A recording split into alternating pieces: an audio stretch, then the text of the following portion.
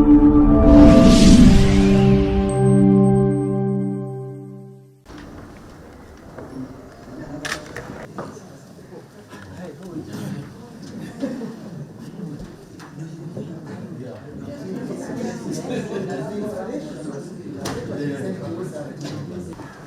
morning, good people. Good morning. How are you? Good. Karibuni sana.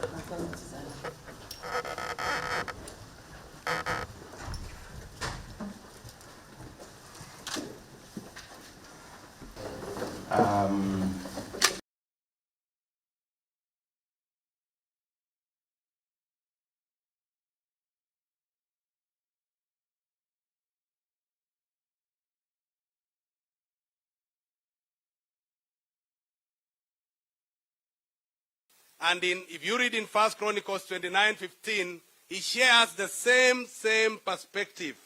Because David, again, understanding who God is, says this in 29:15. We are foreigners and strangers in your sight, as were all our ancestors. Our days on earth are like a shadow without hope. In other words, this person called Abraham understood that life is a gift from God. But he also understood that life is a test. I've been given this gift to live to its fullest, but I have to live it in a way that honors the one who has given me. Brothers and sisters, as we gather here, my prayer is that we reflect on this gift that God has given us called life. How we need to live in it. It's a very special gift as human beings to be given by God to be in charge of all creation, and yet at the same time consider the challenge that it comes with. That is, life is a test. How are you going to honor the one that gave you that life? Someone said, when we stand before God, there are two questions that he will ask us about life. He will say, what did you do with my son Christ that I gave you to come here on earth? If you don't have that right, you will not even appear there. But the second question for those of us that have chosen to accept Christ, the second question is, what did you do with the life that I gave you? In that sense, how did you live it out? If you lived for his glory, he will say, welcome, my faithful and good servant. Abraham was not only a pilgrim. Abraham was a man of faith. In fact, when you read his story, you understand deeply why he's called the father of faith. Because here God comes to him when he's with his relatives, everybody else, and he tells him, Abraham, today I'm ordering you. Leave your father and mother and go to a place that I will show you. He had no idea where he was going. It says in Hebrews, when he was called to go to a place he would later receive as his inheritance, he obeyed and went, even though he did not know, he did not dispute what God had told him. He believed that his life is totally in the hands of God, and so what God says is true. Christians, when we come to Christ, we come to him by faith, and the life of Christianity is lived by faith. It is lived by obeying the way you obeyed God when you came to him that day. It's the same way God expects you to obey him daily and trust him for the life as you go through this journey.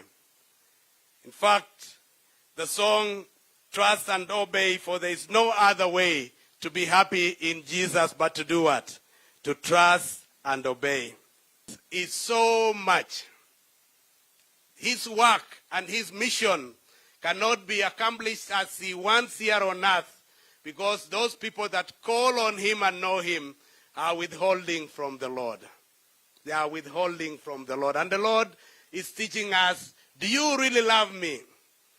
What I've put in your hand, are you willing to release it?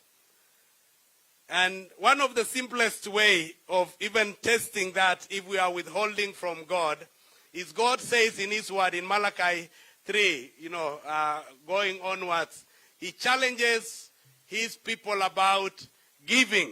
And he says, I've given you everything that you have.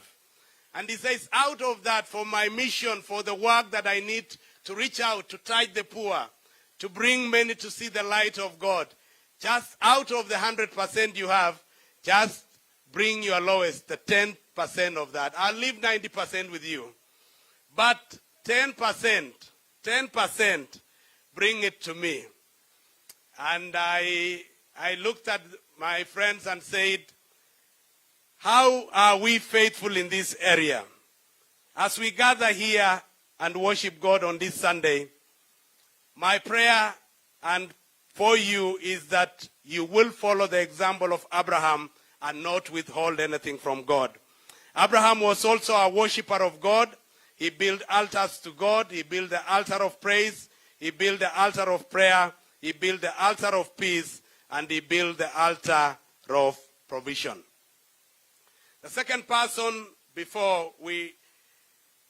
as we look at this subject, is David. David, on the other hand, God called him a man after my own heart. The other one was my friend. This one is a man after my own heart. And I want to read a few verses here to help us see how David understood God. This is what David says. In 1 Chronicles 29 verses 10, David says this. He says, I praise be to you, Lord, the God of our father Israel, from everlasting to everlasting. Yours is the greatness, the power,